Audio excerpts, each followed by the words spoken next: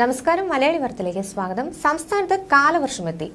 June 3 വരെ വ്യാപക മഴ തുടരുമെന്ന് കാലാവസ്ഥാ നിരീക്ഷണ കേന്ദ്രം അറിയിച്ചു. കേരളത്തിൽ ഇന്നും വ്യാപക മഴയ്ക്ക് സാധ്യതയുണ്ട്. 14 ജില്ലകളിലും ഇന്ന് യെല്ലോ അലർട്ടാണ്.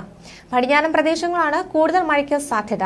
അടുത്ത ഒരാഴ്ച ശക്തമായ മഴ തുടരും എന്നാണ് കേന്ദ്ര കാലാവസ്ഥാ വകുപ്പിന്റെ മുന്നറിയിപ്പ്.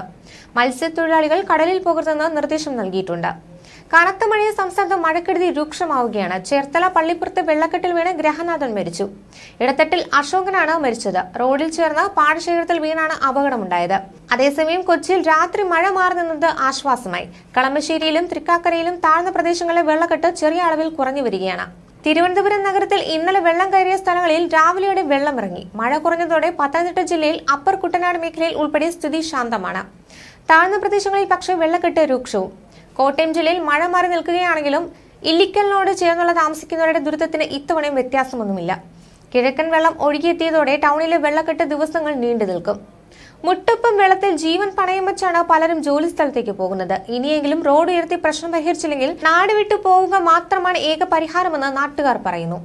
ഗൗരീശപ്പട്ടത്തും വയലിക്കടവിലും ബന്ധുവീടുകളിലേക്കും ക്യാമ്പുകളിലേക്കും പോയവർ മടങ്ങിയെത്തി. കോട്ടയത്ത് കിഴക്കൻ വെള്ളം പടിഞ്ഞാറൻ മേഖലകളിലേക്ക് എത്തിയതോടെ നാഗമ്പടത്തെ താഴ്ന്ന പ്രദേശങ്ങളും ഇല്ലിക്കലിലും വെള്ളക്കെട്ടുണ്ട്. കഴിഞ്ഞ ദിവസങ്ങളിൽ ഉണ്ടായ ശക്തമായ മഴയിൽ വർക്കല ഫോർമേഷന്റെ ഭാഗമായ പാപനാശം കുന്നുകൾ വീണ്ടും ഇടിഞ്ഞു. ഏണിക്കൽ ബീച്ചിന് ആലിയിറക്കം ബീച്ചിനും ഇടയിലെ 4 ഇടങ്ങളിലാണ് കുന്നിടിഞ്ഞത്.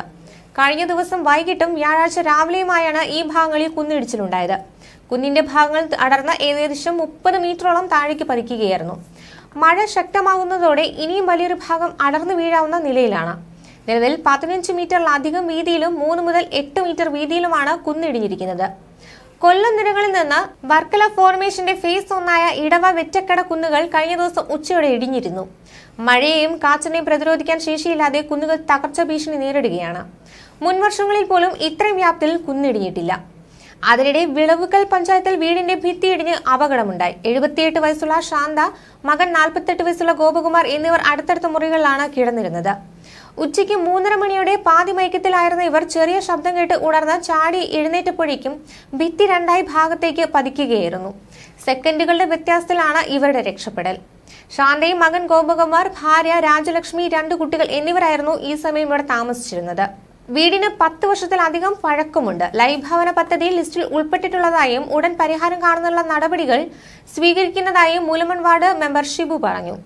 ഇതിനിടെ പ്രളയ സാധ്യതാ മുന്നറിയിപ്പ് നിലനിൽക്കുകയാണ്. മിന്നൽ പ്രളയം ഉണ്ടാകാനും താഴ്ന്ന പ്രദേശങ്ങൾ വെള്ളത്തിലാകാനും സാധ്യതയുണ്ട്. കൂമ്പാരമേഘങ്ങൾ രൂപപ്പെട്ട് മേഘവിസ്ഫോടനം സംഭവിക്കാം. ഉരുൾപൊട്ടലും മണ്ണിടിച്ചിലും കൂടും. കേരള തീരത്ത് ശക്തമായ പടിഞ്ഞാറൻ കാറ്റ് നിലനിൽക്കുകയാണ്. ന്യൂസ് ഡെസ്ക് മലയാളി വാർത്ത.